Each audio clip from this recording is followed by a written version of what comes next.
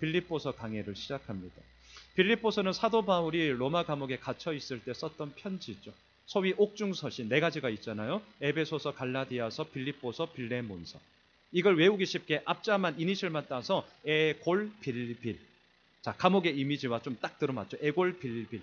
이게 옥중서신입니다. 사도 바울은 지금 로마 감옥에 갇혀 있습니다. 사람을 죽인 적이 없어요. 사람을 무참하게 해한 것도 아닙니다. 얼마나 억울하겠어요? 얼마나 분하겠습니까? 사도 바울도 우리와 같은 성정을 가진 사람이란 거 잊지 마십시오. 어떻게 보면 감옥에 갇혀 있는데 내 인생이 어떻게 되는 것일까? 자신의 안위에 대해서 걱정했을 수 있어요. 또한 앞으로 내 삶이 어떻게 될 것인가? 어떻게 아무런 염려와 걱정이 없었겠습니까? 그런데 사도 바울에게 있어서 정말 중요한 것은요. 걱정과 염려가 그의 삶에 있어요. 하지만 그것에 매이지 않았다는 거죠. 염려와 걱정의 함정 가운데 빠지지 않았다는 거예요. 자, 앞에 스크린을 보시죠. 우리가 너무나 잘 알고 있는 말씀. 빌립보서 4장 6절을 한번 같이 보실까요? 암송하시는 분들은 안 보고. 자, 시작. 아무것도 염려하지 말고 다만 모든 일에 기도와 간구로 너희의 구할 것을 감사함으로 하나님께 아뢰라. 그냥 하는 말이 아닙니다. 그냥 예의상 던지는 말이 아닙니다. 이 말을 한다는 것은요, 사도 바울의 삶 역시 때로는 염려와 때로는 걱정 가운데 허우적될 때도 있었다는 경험에서 나오는 이야기예요. 사도 바울은 언제 염려와 걱정 가운데 허덕이었을까요? 저는 예수를 믿기 전에 삶이라고 생각을 합니다. 크게 보면 유대교의 차세대 주자로서 물론 세상 가운데서는 잘 나갔죠. 하지만 그의 학식과 그의 배움과 그의 모든 삶의 기반들이 다메섹 도상에서 예수를 만나고 난 이후에 모든 것이 다 배설물로 여길 정도로 그 모든 세상의 떵떵거림과 그 세상의 자랑과 업적은 한낱 염려와 걱정으로 얼마든지 바뀔 수 있음을 그의 삶 가운데 전적으로 경험을 했던 그 기억이 있죠. 그러하기 때문에 예수 그리스도를 만난 그 이후에 이 염려와 걱정이 혹 있다 할지라도 그것 가운데 빠지지 않았습니다. 오히려 뭐라고 얘기합니까? 염려와 걱정이 크면 클수록 그것을 기도의 제목으로 삼아 지금 얘기합니다. 너희의 구할 것을 감사함으로 하나님께 아뢰라. 저는 오늘부터 시작하는 빌립보서 강해를 통해 우리의 삶에 염려 있죠. 걱정이 있죠. 하지만 그것이 우리들의 기도의 제목으로 전환되어서 감사함으로 하나님께 아뢰일 수 있는 믿음의 힘이 우리 모두에게 주어질 줄 믿습니다. 그리할 때 어떤 은혜가 있냐고요? 다시 한번 보시죠. 4장 7절을 한번 띄워주십시오. 놀라운 은혜죠. 같이 읽습니다. 시작. 그리하면 모든 지각에 뛰어난 하나님의 평강이 그리스도 예수 안에서 너의 마음과 생각을 지키시리라. 오늘부터 시작하는 이 빌립보서 강해가 우리의 마음과 생각을 지키는 복된 시간이 될 줄 믿습니다. 우리의 생각과 마음을 지키실 것입니다. 그 하나님으로 말미암아 오늘 설교의 제목 예수님으로 꽉 차게 되어지는 그런 복된 은혜가 있으시길 주님의 이름으로 축원합니다. 빌립보서는 편지예요. 그렇기 때문에 오늘 첫 번째 시간이기 때문에 조금 개론적인 게 필요한데요. 편지이기 때문에 기본적으로 체크해야 될 거 세 가지입니다. 첫째, 누가 썼냐? 당연하겠죠. 두 번째, 누가 봤냐? 당연하죠. 세 번째, 뭐 썼냐? 자, 첫 번째, 누가 썼습니까? 오늘 1절을 다시 한번 보세요. 그리스도 예수의 종 바울과 디모데는, 자, 디모데가 쓴 것은 아니지만 그의 사역에 너무나 강력한 동력자이기 때문에 이름을 넣는 것이고요. 그리스도 예수의 종 바울이 있었죠. 바울. 그런데 빌립보서를 보면서 참 특별한 것은 뭐냐? 그동안 제가 주일 갈라디아서, 에베소서를 그동안 신약은 강해를 했습니다. 그때마다 제가 강조했던 것이 있는데요. 자, 앞에 스크린을 보시죠. 먼저 갈라디아서 1장 1절, 연이어 에베소서 1장 1절 시작하는 두 절을 같이 한번 보겠습니다. 시작. 사람들에게서 난 것도 아니요 사람으로 말미암은 것도 아니요 오직 예수 그리스도와 그를 죽은 자 가운데서 살리신 하나님 아버지로 말미암아 사도된 바울은, 자, 에베소서도 보시죠. 같이 읽습니다. 하나님의 뜻으로 말미암아 그리스도 예수의 사도된 바울은, 자, 여기까지. 언제나 편지를 쓰면서 사도 바울은 자신의 사도됨을 항상 강조했습니다. 나는 예수 그리스도의 사도야. 나는 예수 그리스도의 사도라니까. 이게 언제나 그의 편지 가운데 첫 번째로 시작하였던 자신의 단어였어요. 그런데 오늘 빌립보서에서는 사도라는 말을 쓰지 않습니다. 이거 되게 중요한 겁니다. 나는 그리스도의 종이다라는 말을 쓰고 있습니다. 이런 걸 질문하셔야 돼요. 왜 사도라는 말을 쓰지 않고 빌립보서에서는 종이라는 말을 쓰고 있을까? 답은 의외로 간단합니다. 그것은 뭐냐면 사도권에 대한 논쟁이 빌립보 교회 안에는 없었기 때문입니다. 당시 사도 바울에게 있어서 늘 공격하던 자들은 유대인들이었죠. 유대인들. 자, 유대인들의 입장에서는 그럴 수밖에 없죠. 왜? 사도 바울은 예수를 믿기 전에 유대교의 차세대 대표 주자예요. 완전히 라이징 스타예요. 라이징 스타. 뜨는 스타였다고. 그런데 그 사람이 갑자기 다메섹 도상에서 꼬꾸라진 거예요. 변화된 거예요. 그러더니 이제는 유대교가 아니라 예수 그리스도를 증거하기 시작합니다. 유대인들의 입장에서 얼마나 배신감을 당하는 겁니까? 야, 쟤 뭐야? 이렇게 된 거죠. 엄청난 공격을 받았습니다. 그러면서 단골 레파토리가 뭐냐? 야, 너 정말 사도 맞아? 이거예요. 오늘날로 말할까요? 저도 대한예수교 장로회 합동 예, 총시에 나와서 목사 안수를 받았거든요. 근데 말하는 거야. 야, 양 목사님 목사라고 하는데 어디서 안수 받은 거야? 제 신학교 똑바로 나온 거 맞아? 졸업증명서 떼봐야 되는 거 아니야? 이게 늘 단골 레파토리로 막 계속 공격을 하는 거죠. 자, 사도란 무엇입니까? 사도란 누구예요? 첫째, 예수님과 직접적으로 함께 시간을 보냈던 자입니다. 물리적인 시간이에요. 두 번째, 예수님으로부터 직접 가르침을 받았던 자죠. 그리고 세 번째, 예수님의 부활을 직접 목격한 자들을 사도라고 했습니다. 제가 지금 강조한 단어가 있어요. 직접! 이거예요. 간접적인 것은 아니야. 직접 예수님과 함께 시간을 보냈고 직접 예수님으로부터 직통 가르침을 받았고 직접 자신의 눈으로 부활하신 주님을 목격한 증인, 그들을 사도라고 했습니다. 자, 그러다 보니까 사도 바울에 대해서 엄청나게 공격하는 이유를 아시겠죠. 부름을 직접 함께 시간을 보낸 적이 없습니다. 직접 가르침을 받은 게 아니에요. 하지만 하나가 있죠. 뭡니까? 부활하신 주님을 다메섹 도상에서 만났고 그 주님으로 말미암아 부르심을 받았다는 그 근거가 너무나 분명했기 때문에 언제나 사도 바울은 그 이야기를 늘 자신의 사도권의 근거로 얘기를 하죠. 너 사도 맞아? 너 정식으로 신학 공부한 건 맞아? 이런 공격이 강하면 강할수록 사도 바울도 대쪽 같았어요. 맞짱 뜹니다. 나 맞아! 물러섬이 없어요. 나 맞다니까? 그게 갈라디아서, 에베소서, 예수 그리스도의 사도된 바울은 이것부터 시작하는 거예요. 왜 이렇게 했냐고요? 자기 자리를 지키기 위함이 아닙니다. 왜 이렇게 했냐고요? 자신의 사도됨이 흔들리시기 시작하면 뭐와 연결이 되느냐? 그동안 생명을 바쳐서 전했던 예수 그리스도의 복음이 봤지? 쟤 가짜야. 그러면 뭐가 흔들립니까? 그가 그동안 전했던 복음이 가짜가 되기 때문이죠. 사도 바울은 자신의 자리를 지키기 위함이 아니라 예수 그리스도의 복음이 진짜라는 사실에 대한 강력한 수호를 위하여서 자신의 사도권을 강하게 얘기하는 것이었습니다. 자, 한편 빌립보 교회 안에는 사도권에 대한 논쟁이 없이 오히려 다른 교회와는 달리 사도 바울에 대한 적극적인 지지와 후원과 든든한 동력이 있었어요. 자, 앞에 스크린을 한번 보시죠. 빌립보서 4장 18절을 한번 보시죠. 자, 같이 읽겠습니다. 시작. 내게는 모든 것이 있고 또 풍부한지라 에바브로디도 편에 너희가 준 것을 받음으로 내가 풍족하니 이는 받으실 만한 향기로운 제물이요 하나님을 기쁘시게 한 것이다. 사도 바울이 개척을 하고 떠난 지 대략 한 13년이 지난 시간이에요. 많이 흘렀습니다. 13년 정도가 흘렀어요. 그 시간이 흘렀음에도 불구하고 여전히 바울의 든든한 지원자, 후원자, 동력자였어요. 지금 로마 감옥에 갇혀 있습니다. 힘들고 어려울 때입니다. 바로 그때 나를 도와주고 바로 그때 나와 함께하고 있는 사람 잊을 수 있겠습니까? 저는 말씀을 묵상하면서 저도 마찬가지예요. 우리 교회가 이제 다음 주면 설립 2주년 됩니다.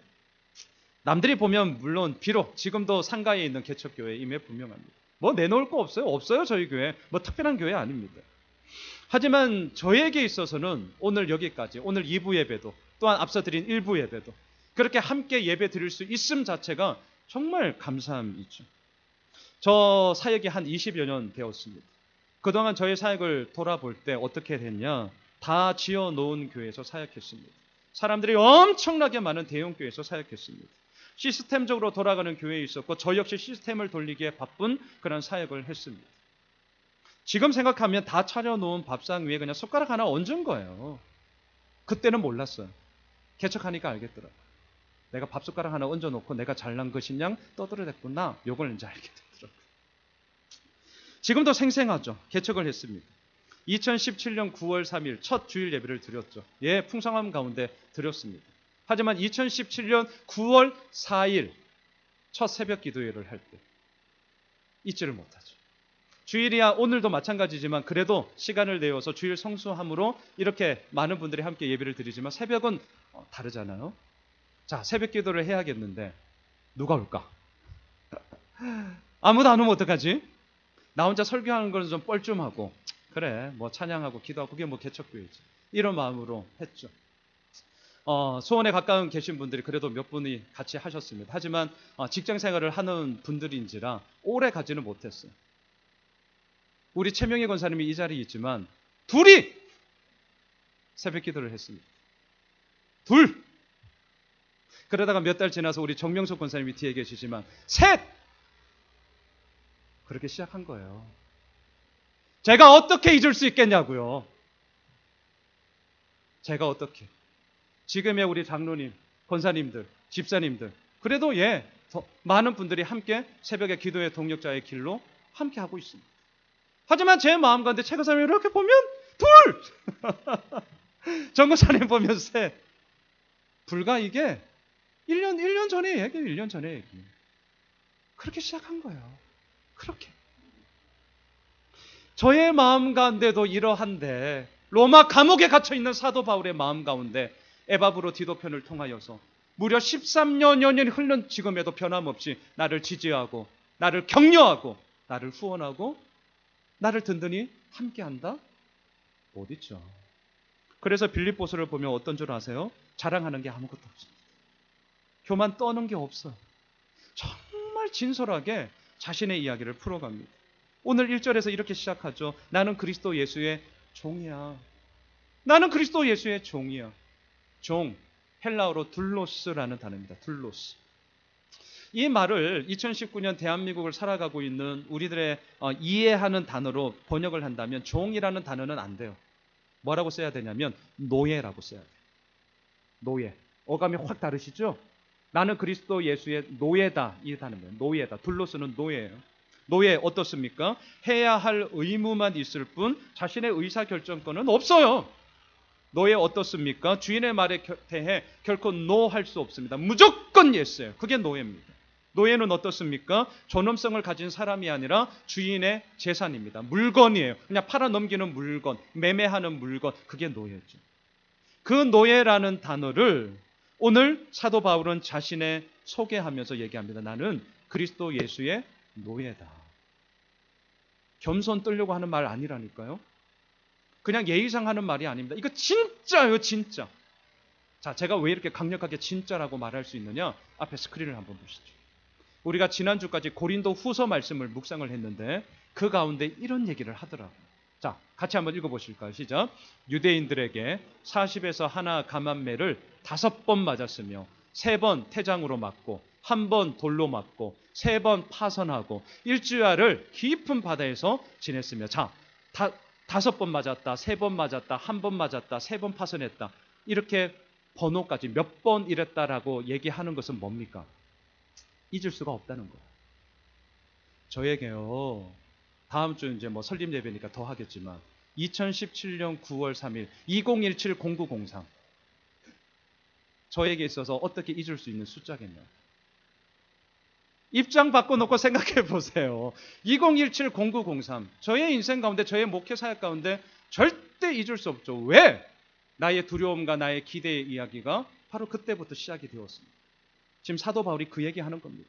내가 5번 맞았다. 3번 깨졌다. 1번 돌로 죽을 뻔했다. 이건 그냥 하는 얘기가 아니에요. 자신의 진짜의 이야기며 삶의 눈물과 역경 가운데서도 아버지 앞에 온전히 몸부림치는 그의 믿음의 선포죠. 그래서 저는 오늘 가감하게 얘기할 수 있는 것입니다.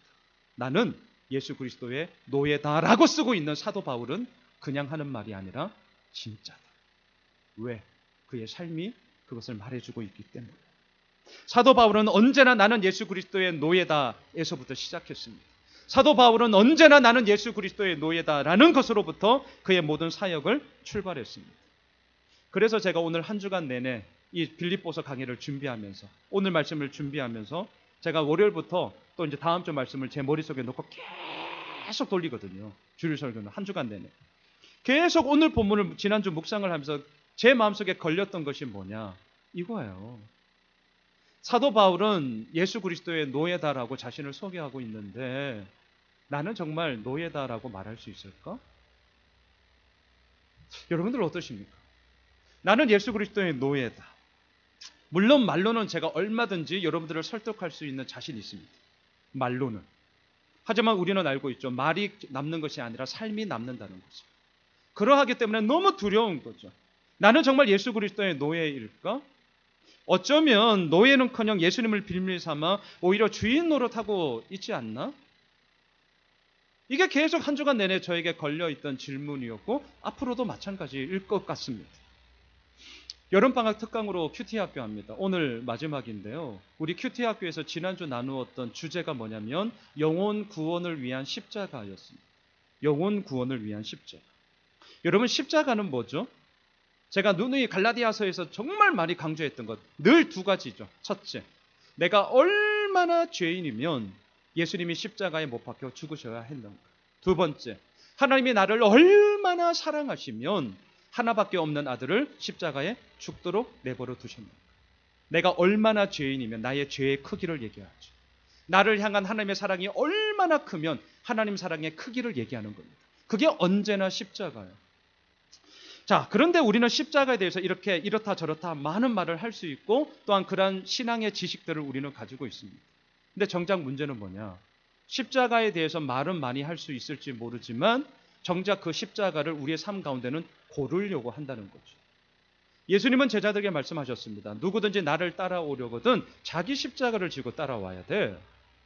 그러니까 우리가 예수는 믿고 십자가 지기는 싫은데 예수님이 자기 십자가 지고 따라오라고 하니까 안 질 수는 없고, 이런 딜레마 가운데 우리가 선택하는 게 뭐죠? 이왕이면 무거운 것보다는 가벼운 거, 이왕이면 못난 것보다는 예쁜 거, 이왕이면 폼나고 남들에게 떵떵거릴 수 있는 거. 자꾸 이 십자가를, 이런 십자가만을 내가 선택해서 마치 베스킨 라빈스 31처럼 엄마는 외계인 좋아하나요? 뭐 이런 걸 자기 좋아하는 것만 자꾸 골라 먹는 거예요. 이건 십자가 아닙니다. 십자가는 사형 도구예요. 십자가 이퀄 죽음입니다. 내가 죽습니다. 죽음 앞에 이왕이면 예쁜 거 찾는다? 그거 죽는 거 아니죠. 죽는데 이왕이면 남들에게 떵떵거리며 뽐내는 것을 찾는다? 그거 죽는 거 아니잖아요. 우리 솔직합시다. 내가 지금 당장 죽는데 무거운 거 말고 가벼운 거 주세요. 그게 어떻게 죽는 사람이에요? 죽는 척 하는 거죠. 이게 우리의 언제나 숙제 아니겠습니까? 지금 사도 바울이 나는 예수 그리스도의 노예다라는 것이 진짜였기 때문에 그는 죽는 척의 길을 가로갔던 것이 아니라 5번 죽을 뻔하고요, 1번 돌로 맞고요, 3번 배가 깨뜨려지고요, 일주일을 깊은 바다에 지내면서 자신의 목숨을 내건 이야기가 진짜가 되었습니다. 그는 십자가를 선택한 것이 아니라 예수 그리스도로 말미암아 주어진 그 십자가를 지고 그 믿음의 여정의 길을 걸어갔던 것이죠. 이게 노예예요. 이게 노예. 수감 생활을 하면서 누가 좋아하겠어요? 절망에 빠져 한숨 쉬며 신세 한탄을 하기에 딱 좋은 상황이 지금 빌립보의 상황입니다. 그런데 오늘부터 이제 우리가 계속해서 4장까지 보게 되겠지만 단 한 번도 절망의 한숨이 나오지 않습니다. 야, 예수 믿는다면 복 받는다고 하더니 어떻게 내 인생 이 모양 이 꼬라지가 됐냐라고 한탄하지 않습니다. 빌립보서에서 뭘 얘기하는 줄 아세요? 기뻐하라고 얘기합니다. 세상은 이해할 수 없죠. 너나 잘하세요. 아니, 신은 감옥에 갇혀있는 수감자 신세 중에 누가 누구한테 어디다 대고 기뻐하라 그래? 니나 잘하라고. 세상은 오늘도 그 얘기를 하는 거예요. 하지만 우리가 기뻐하라라고 얘기하는 이 사도 바울의 이 마음이 진짜라는 것을 어떻게 알 수 있냐고요? 오늘 본문 1절, 나는 그리스도 예수의 노예다. 제가 빌립보서 강의를 준비를 하면서 꽤 많은 책을 보았습니다. 그리고 다른 목사님들은 설교를 어떻게 할까? 요즘 뭐 유튜브 하나 딱 틀면요, 뭐 어마어마하게 나옵니다. 여러분은 뭐 다 아시잖아요. 예, 저도 뭐 나름 유명하다는 목사님들 빌립보서 강의 어떻게 하는가 꽤 많이 들었어요. 근데 개인적으로 너무나 좀 아쉽고 너무나 좀 제 마음에 이건 좀 아니지 않나라고 했던 게 뭐냐면 내용의 잘못됨보다는 오늘 우리가 보고자 하는 1장 1절과 2절을 너무 쉽게 넘어가 버리고 3절 이하에서부터 설교하는 게 거의 대부분이었어요. 1절과 2절을 너무 쉽게 넘어가는 거예요. 제가 이 마음이 불편했습니다. 왜냐하면 제가 묵상하고 또 여러 많은 책들을 준비하면서 빌립보서를 준비하면서 제 마음에 들었던 것은 뭐냐? 오늘 본문의 1절과 2절은 편지이기 때문에 형식상 학자들은 인사말이다 하고 그냥 넘어가요. 되게 쉽게 넘어가요. 근데 저에게는 그렇게 들리지가 않은 거예요. 오히려 이 1절과 2절에서 사도 바울이 하는 것은요, 한 단어 한 단어가 저는 믿습니다. 사도 바울의 고백이에요. 1절과 2절에서 쓰고 있는 이 한 단어 한 단어는 내 믿음의 출발점이 어디서부터 시작하느냐를 선포하는 사도 바울의 외침이었습니다. 이걸 절대로 그냥 넘어가시면 안 됩니다. 우리 삶에 많은 문제들이 있습니다. 앞으로도 있을 거예요. 그 모든 문제의 키워드를 어디서 찾으실 거예요? 물론 열심히 기도하셔야죠. 물론 날마다 말씀 큐티 하셔야 됩니다. 예, 열심히 교회 섬겨 주십시오. 전도해 주십시오. 그리고 함께 그 믿음의 여정을 저와 함께 걸어갑시다. 너무 중요한 거죠.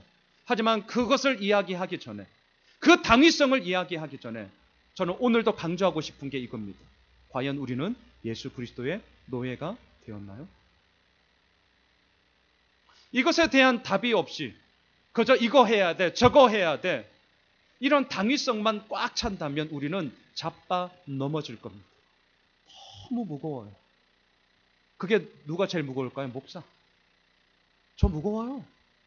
기도해야죠. 예, 말씀 봐야죠. 저 때로는 이악 물고 새벽 깨웁니다. 저라고 뭐 안 자고 싶겠어요? 예, 저 이악 물고 새벽 깨우는 거예요. 저 무거워요. 하지만 가는 거예요. 그러면서 저는 고백하는 겁니다. 왜 새벽을 깨워야 되죠? 이게 아니라 질문하는 거죠. 나는 주님, 예수 그리스도의 노예 맞나요? 저는 믿습니다. 우리의 믿음의 승부처는 여기서부터 시작합니다. 이 말을 뒤집어서 얘기하면 뭔 줄 아세요? 나의 주인은 오직 한 분, 예수 그리스도밖에 없다 이 얘기입니다. 나의 주인은 오직 한 분, 예수 그리스도밖에 없다. 저는 신앙의 핵심, 신앙의 싸움의 결정타는 주제권이라고 믿어요. 주제권. 누가 주인이냐는 거죠. 누가 주인이냐. 자, 앞에 스크린을 한번 보실까요? 예수님은요, 제자들에게 누가복음 16장 13절에서 이 말씀을 하셨습니다. 같이 읽습니다. 시작. 집 하인이 두 주인을 섬길 수 없나니 혹 이를 미워하고 저를 사랑하거나 혹 이를 중히 여기고 저를 경히 여길 것임이니라. 너희는 하나님과 재물을 겸하여 섬길 수 없느니라. 하나님은 우리가 사랑해야 할 대상이죠. 돈은요, 우리가 사용해야 할 수단입니다. 자, 잘 들어주세요. 사랑해야 할 대상인 하나님과 사용해야 할 수단인 돈이 헷갈리기 시작하면 우리의 삶에 무질서가 들어옵니다. 세상은 뭘 얘기합니까? 사랑해야 할 하나님은 사용하죠. 그리고 사용해야 할 돈은 사랑합니다. 이것이 뒤죽박죽 되면서 나의 영적인 무질서함이 이루어지고 내가 뭔가 열심히 한 것 같은데 뒤돌아보세요. 길고 짧은 거 정말 대봅시다. 누가 이기는 줄 아세요? 저는 믿습니다. 영적인 질서 가운데 오늘도 예배함으로 하나님의 왕되심을 선포하는 예수쟁이들이 결국 승리의 길을 가는 것입니다. 저 정말 믿어요. 왜 그러냐고요? 딴 게 아닙니다. 우리의 주인 되시고 우리의 왕 되시는 하나님으로 말미암아 그 믿음의 여정의 길을 오늘도 걸어가기 때문인 것이죠. 자, 첫 번째. 누가 편지 썼냐고요? 사도 바울이. 하지만 이걸로 끝내지 마십시오. 예수 그리스도의 노예가 썼다고 오히려 기억해 주십시오. 예수 그리스도의 노예가 썼어요. 다시 말할까요? 나의 주인은 오직 한 분 예수님밖에 없다라는 신실한 믿음의 고백을 가지고 있는 그 바울이 쓴 것입니다. 바라기는 오늘부터 시작하는 이 빌립보서 강해를 통하여 우리들의 삶의 정체성도 나는 예수 그리스도의 노예야. 나는 예수 그리스도의 종이야. 나의 주인은 오직 한 분, 예수님 한 분밖에 없어. 분명한 믿음의 고백이 우리들 삶의 분명한 하나님의 기쁨으로 이끌어갈 줄 믿습니다. 두 번째, 이 편지를 받는 사람은 누구냐고요? 빌립보 성도들이었습니다. 자, 1절 하반절을 보세요. 그리스도 예수 안에서 빌립보에 사는 모든 성도와 또한 감독들과 집사들에게 편지하노니. 자, 오늘 주보 설교 요약지를 한번 보시면 좋겠습니다. 자, 지도를 제가 좀 담아놨는데요. 자, 빌립보는 오늘날로 말하면 유럽이고 그리스 북부 지역이에요. 그리스 북부 유럽이고요. 유럽에 세워진 첫 번째 교회입니다. 첫 번째 교회. 이게 빌립보입니다. 당시 배경을 보면 이 빌립보는 우리가 잘 알고 있는 알렉산더 대왕, 잘 알죠? 그의 아버지가 빌립 2세였는데 이 빌립 2세가 오늘날로 비교한다면 신도시를 건설한 거예요. 도시를 건설했어요. 왜냐하면 아시아와 유럽을 잇는 교통의 요충지였고요. 더 중요한 것은 이곳에 어마어마한 매장량의 금광이 발견됐기 때문입니다. 공짜로 하는 건 없어요. 오늘날도 마찬가지잖아요. 신도시 개발할 때 어쩔 수 없이 서울공화국이기 때문에 뭐 어쩔 수 없어요. 대한민국은. 그 중심으로 하여서 위성도시를 개발해서 인구를 분산하고 또 교통을 깔고 뭐 그렇게 되는 거 아니겠어요? 빌립보도 마찬가지였습니다. 이익이 있었어요. 금강이 있어서 이곳을 개발했습니다. 하지만 마케도냐가 로마의 지배를 당하고 로마의 식민지가 되고 그 이후에는 로마에서 장성급으로 또한 로마에서 장교로 퇴역한 군인들을 로마 정부가 의도적으로 이 빌립보라는 곳으로 이주시켰어요. 너희들 노후를 여기에서 좀 잘 보내라고. 그러다 보니까 빌립보 도시가 점점 더 권력과 힘이 이렇게 빵빵한 도시가 되기 시작했습니다. 퇴역한 군인들이 그냥 퇴역한 사람들이 아니고 장교 출신들이, 장성급이 별들이, 그러니까 동네를 형성하는 거예요. 그러면서 어느샌가 이 빌립보에서 태어나는 사람들에게 로마 시민권을 주기 시작했습니다. 우리는 이 로마 시민권의 의미가 와닿지 않죠. 모르니까. 그래서 저도 좀 자료를 봤더니 한번 들어보세요. 예를 들어볼게요. 로마 시민권이 얼마나 대단하냐 이거예요. 억울한 일을 당했어요. 다른 사람들 같으면 법원을 통해서 다른 관리를 통해서 절차를 막 밟아 나갈 거 아닙니까? 로마 시민권자는 필요 없어. 로마 황제요! 직통이에요. 직통. 자신의 억울한 일이 생기면 로마 황제한테 직통으로 얘기를 해서 법정에서 문제를 풀 수 있는 권한을 갖고 있어요. 어마어마한 겁니다. 또한 국회의원들에게 면책특권이 있듯이 로마 시민권자들에게도 면책특권이 있습니다. 특별한 사유가 없는 한 구속을 못해요. 지방에 총독이 있지만 로마 시민권을 가지고 있는 자들이 모여서 자기들 마음대로 자치적으로 행정특구를 만들 수 있어요. 감독이 있는데도. 이건 뭔 말입니까? 자기들 맘만 먹으면 지들끼리 싸바싸바 해서 잘 먹고 잘 쓸 수 있는 공적인 바운더리를 만들 수 있는 권한을 갖고 있다는 거예요. 또한 세금을 내지 않는 면제권도 있습니다. 어마어마한 로마의 시민권이 빌립보에서 태어났다는 이유로 주어지기 시작했어요. 엄청난 도시고요. 파워풀한 도시였습니다. 자, 저를 보세요. 자, 여기서 제가 잠깐 빌립보서를 끊고 사도행전 16장으로 이제 여행을 좀 가려고 해요. 그냥 나만 보세요. 앞에 스크린을 다 띄워드릴게요. 자, 저만 보세요. 왜 사도행전 16장으로 여행을 가려고 하느냐? 그것은 오늘부터 시작하는 이 빌립보 지역이 어떤 지역이고 특별히 빌립보 교회가 어떤 배경, 어떻게 해서 이 교회가 태어나게 됐는지 설립하게 되었는지를 알 수 있는 본문이 사도행전 16장이기 때문입니다. 자, 배경은 이렇습니다. 사도 바울이 AD 47년부터 한 49년까지 대략 한 2년 동안 1차 선교 여행을 떠나죠. 그리고 1차 선교 여행을 다 돌아오고 난 이후에 2차 선교 여행을 곧이어 떠나려고 합니다. 이유는 간단해요. 우리가 선교지를 쫙 돌고 왔는데 잘 정착하고 있나?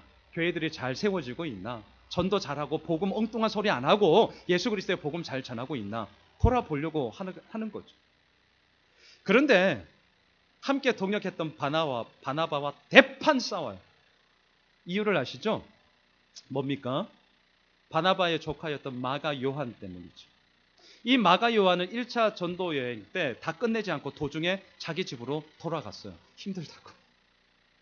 그래서 2차 선교 여행을 준비를 하면서 의견이 맞섰습니다. 바울, 택도 없어. 지금 선교가 장난이야? 지금 내 생명을 걸고 예수 그리스도의 복음을 전해도 될까 말까인데, 교회 개척하고 올인해도 지금 될까 말까인데 장난하는 거냐고. 마가 요한 힘들다고 도중에 도망간 놈을 어떻게 2차 선교팀에 합류시킬 수 있냐. 나는 안 된다. 눈에 흙이 들어와도 나는 안 된다. 바울이 대쪽같이 반대를 합니다. 바나바는 어떻습니까? 우리가 알고 처럼 또한 그의 성장이 사람을 세우는 사람이었기 때문에 한번 기회를 줍시다. 한번 기회 주자. 야, 사도 바울 너 많이 컸다. 내가 너 이렇게 끌고 온 거 나 때문에 아니야. 바나바 때문이거든요. 너 많이 컸어. 이거예요. 한번 기회 주자. 그런데 협상이 안 될 때가 있더라고요. 어떻게 됩니까? 갈라집니다. 갈라져. 그리고 나서 바울과 실라가 2차 선교 여행에 선교팀을 딱 꾸려서 어디를 가느냐?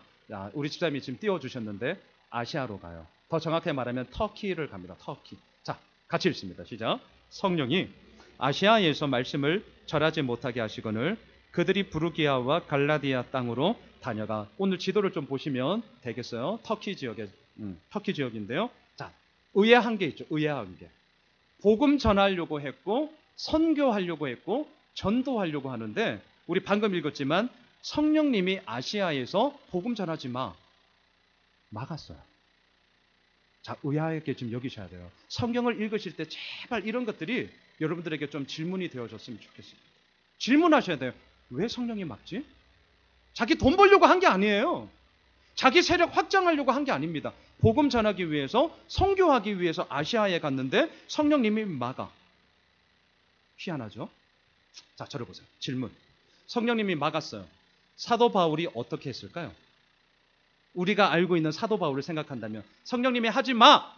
그러면 어떻게 해야 되죠? 안 해야겠죠. 안 해야겠죠? 제가 이렇게 얘기하는 건 뭐예요?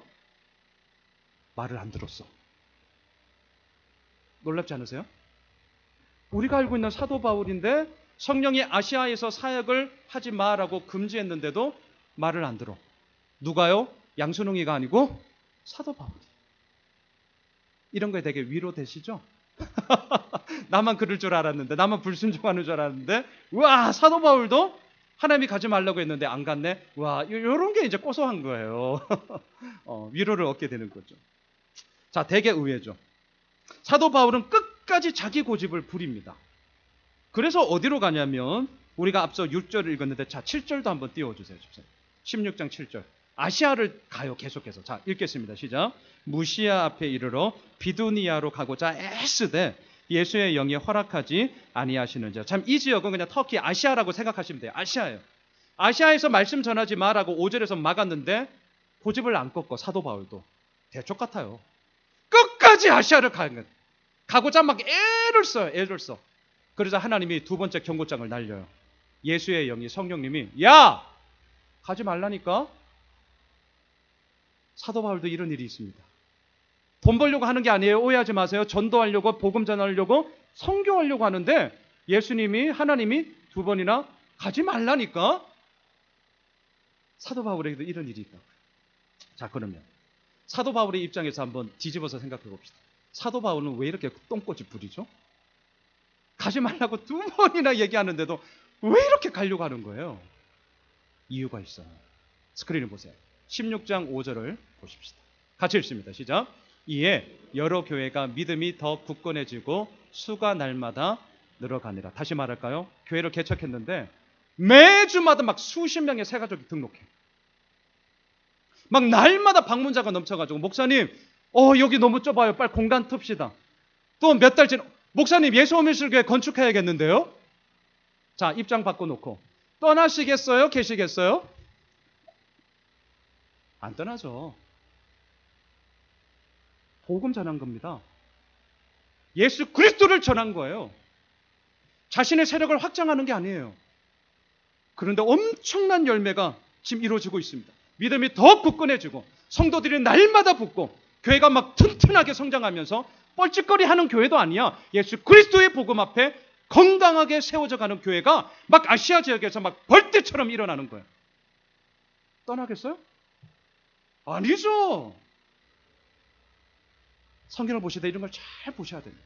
때로는요, 우리는 나의 뜻이 잘 안 되고 뭐가 막히고 뭐가 안 될 때 와, 하나님의 뜻이 아닌가 비요. 대부분은 이런 얘기를 하죠. 예, 그럴 수 있어요. 하지만 오늘 본문에 근거하여 저는 이렇게 말씀을 드리고 싶습니다. 때로는요, 너무 잘 될 때 있어요. 잘 나갈 때 맛있어요. 맛있어요. 짧게나마 제가 그런 맛봤죠. 네, 맛있어요. 잘 나갈 때 맛있어요. 하지만 그 잘 나감이 하나님의 뜻입니까? 생각해 보셔야 돼요. 진짜요, 진짜. 잘 나가면 할렐루야 감사를 하세요. 하십시오. 하지만 한편으로는 이게 정말 하나님의 뜻에 맞나 합당한 것인가 반드시 같이 보셔야 됩니다. 이 싸움은 이 땅을 살아가고 있는 한, 이 육덩어리를 갖고 있는 한 날마다 하셔야 돼요. 그래서 제가 힘든 거예요. 그래서 우리가 예수 믿는 게 힘든 거예요. 사도 바울은요, 2번이나 경고를 받았음에도 불구하고 엄청난 열매가 있는데 어떻게 떠냐고요. 안 돼. 너무나 아까워. 그러자 하나님이 결정타를 날려. 스크린을 보시죠. 사도행전 16장 9절과 10절. 결정타를 빵 날립니다. 같이 읽습니다. 시작. 밤에 환상이 바울에게 보이니 마게도냐 사람 하나가 서서 그에게 청하여 이르되 마게도냐로 건너와서 우리를 도우라 하거늘 바울이 그 환상을 보았을 때에 우리가 곧 마게도냐로 떠나기를 힘쓰니 이는 하나님이 저 사람들에게 복음을 전하라고 우리를 부르신 줄 인정함이로라. 제일 중요한 단어가 인정함이라는 단어입니다. 자, 이 단어는 무슨 뜻이냐? 헬라어로 신비바조라는 단어인데요. 이런 거예요. 격렬하게 논쟁하고 피 튀기게 말싸움하다가 결국 설득당하다. 신비바조, 인정이라는 단어가 그냥 나오는 게 아닙니다.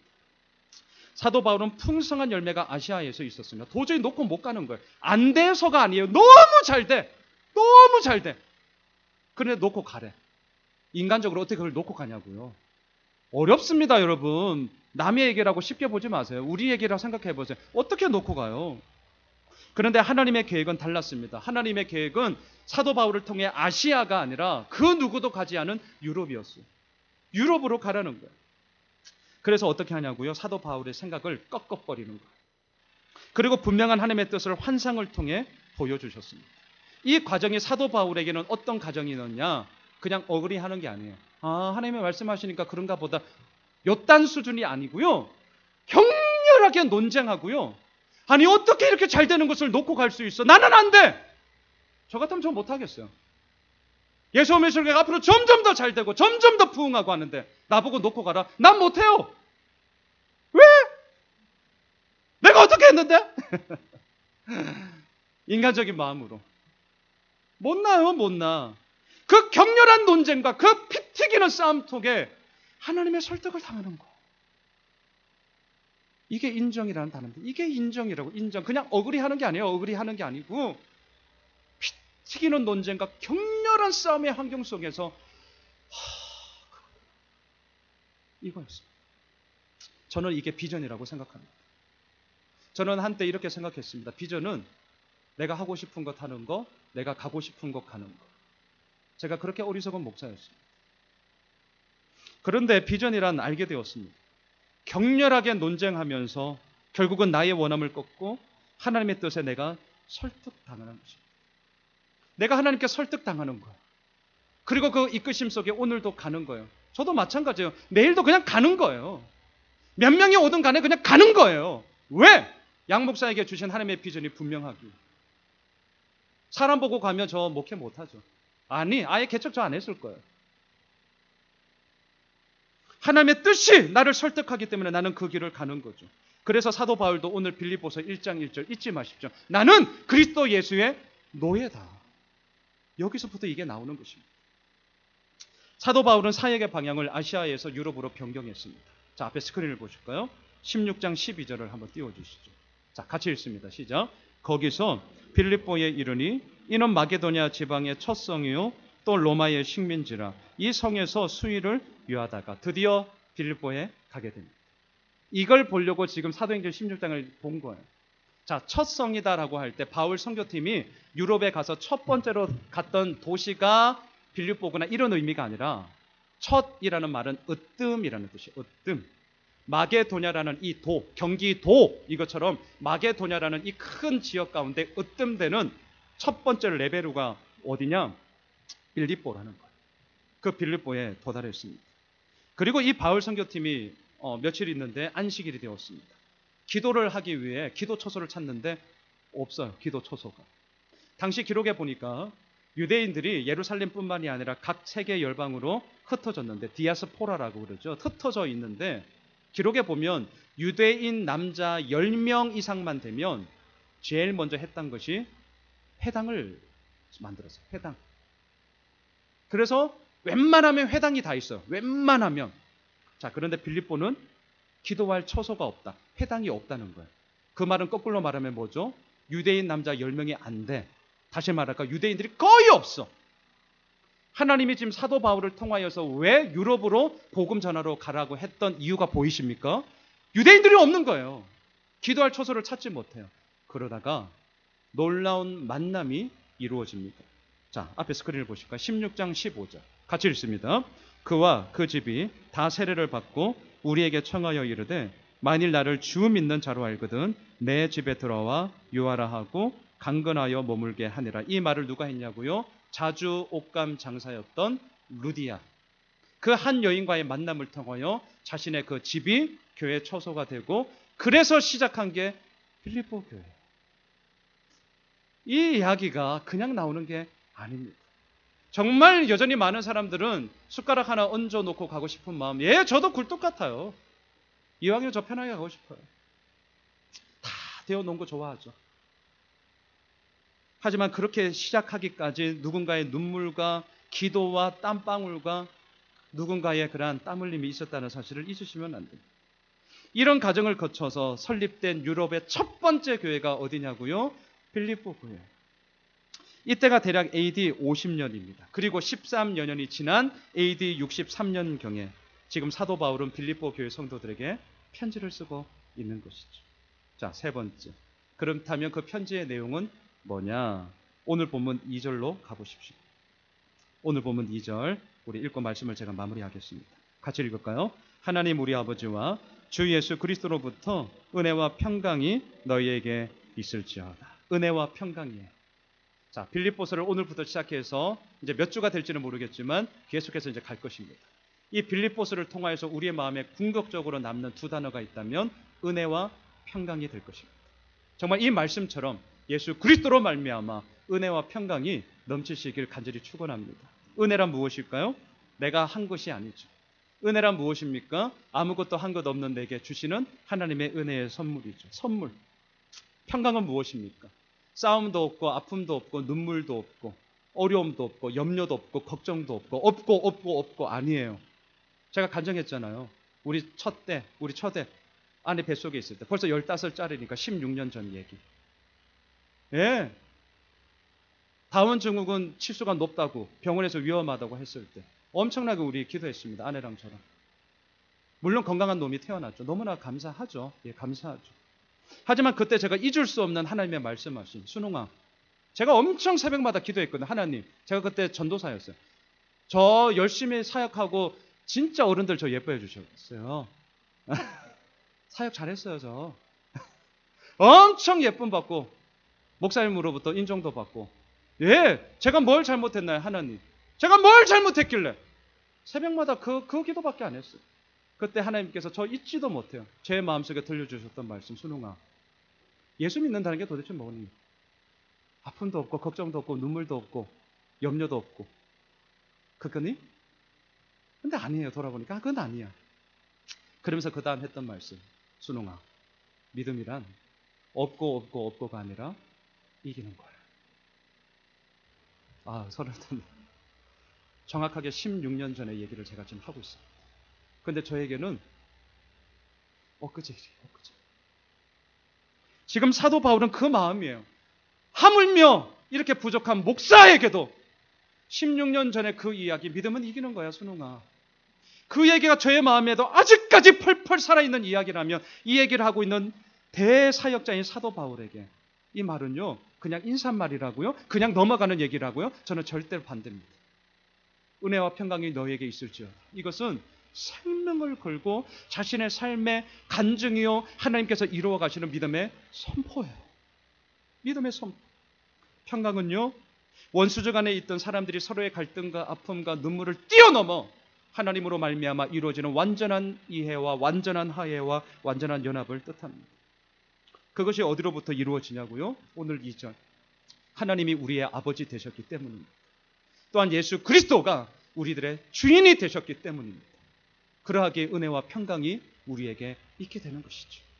잊지 마십시오. 은혜와 평강은 우리의 의지와 노력으로 되는 게 아니에요. 은혜와 평강은 우리의 열심과 애씀으로 성취하는 게 아닙니다. 오해하지 마십시오. 은혜와 평강은 아버지 하나님과 우리의 주인 되시는 예수 그리스도로 말미암아 이루어지는 것입니다. 말씀을 정리하겠습니다.